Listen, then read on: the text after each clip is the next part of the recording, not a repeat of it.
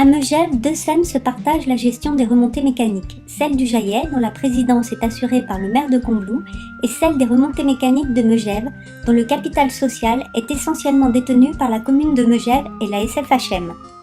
En 2008, la nouvelle municipalité élue souhaite mettre en œuvre ses engagements de campagne et prioritairement la modification du secteur des Lanchettes. Elle lance des études et inscrit ce projet dans les dépenses à venir de la SEM.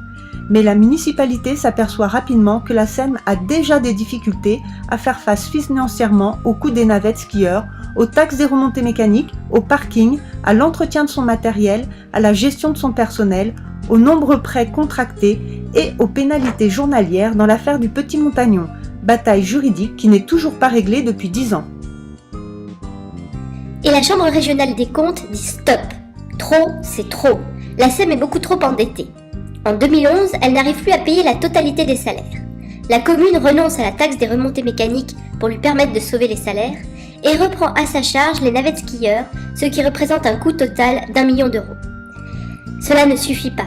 La commune doit reprendre la gestion des parkings qui empêche la SEM d'avancer et d'investir. La commune rachète donc le parking de Rochebrune pour 4,7 millions d'euros, ce qui l'oblige à étendre ses zones de stationnement payant pour ne pas faire supporter ce rachat aux contribuables mégevins. La SEM peut de nouveau faire face à ses charges, et notamment les 600 000 euros de pénalités journalières exigées dans l'affaire du Petit Montagnon. La SEM peut désormais investir, mais pour les Lanchettes, le foncier reste problématique et aucun projet ne peut être mis en place rapidement. Une opportunité est à saisir car les réglementations vont devenir beaucoup plus contraignantes dès l'année prochaine.